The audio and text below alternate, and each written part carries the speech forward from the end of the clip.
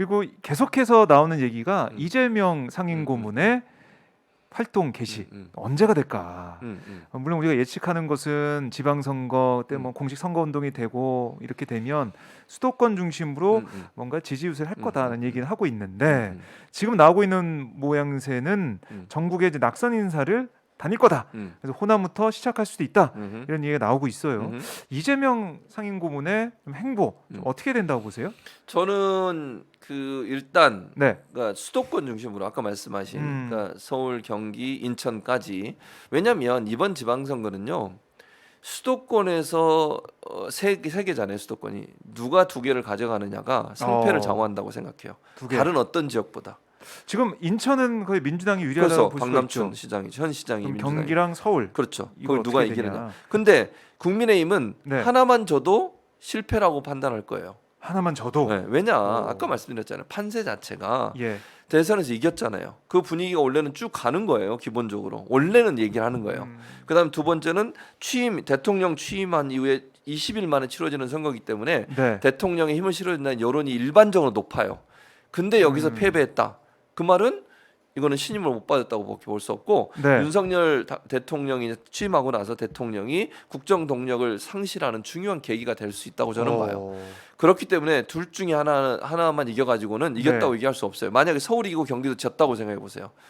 그럼 저는 국민들이 견제하기 위해서 국민의힘의 쇠초리를 들었다고 저는 생각해요. 만약 그런 결과가 나온다고 하면. 와. 그럼 국민의힘도 상당히 심각하게 받아들일 겁니다. 네. 그 지방선거 결과 중요하다. 중요하죠. 수도권이. 왜냐하면 이거는 윤석열 정부의 출범과 함께 이루어지는 첫 번째 선거예요. 그 선거에서 누가 좋은 성적을 냈느냐는 결국 현 정부에 대한 상당한 부담으로 작용할 수밖에 없다는 거죠. 만약에 민주당이 세 개 중에 두 개를 이기게 된다고 하면 아하. 저는 그 얘기를 드리는 것이고 예. 그런 상황이기 때문에 이재명 상임고문 입장에서는 수도권 지역의 지지 유세를 할 거라고 봅니다. 지지 유세 할 거다. 근데 다른 지역은 안 하더라도. 그러니까 경기나 서울, 인천 요 부분은 뭐 많지는 않겠지만 최소한 한두 번은 나와서 지지 유세를 할 가능성이 있어요. 왜냐하면 이겨야 돼요.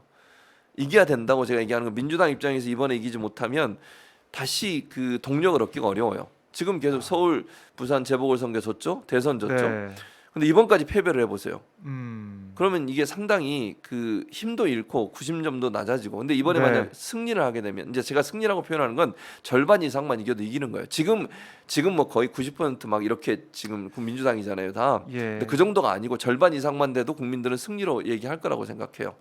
왜냐하면 아까 말씀드린 그 이유 때문이에요. 네. 그래서 이재명 상임고문은 그런 차원에서 수도권에 대한 지지 유세는 한두 번 할 가능성이 있다. 한두 번. 네, 한두 번만 합니까? 아니면은 많이 합니까? 한두 번. 한두 번. 많이 할 거라고 생각하지 않아요. 저는. 그래요. 네, 네. 그리고 정치적으로 이제 그건 공식적인 저는 정치 행보라고 보지는 않고요. 그 공식적인 행보는 아마도 전당대회를 통해서 나오지 않을까 하는 게 제 개인적인 전당대회. 예측이에요. 예.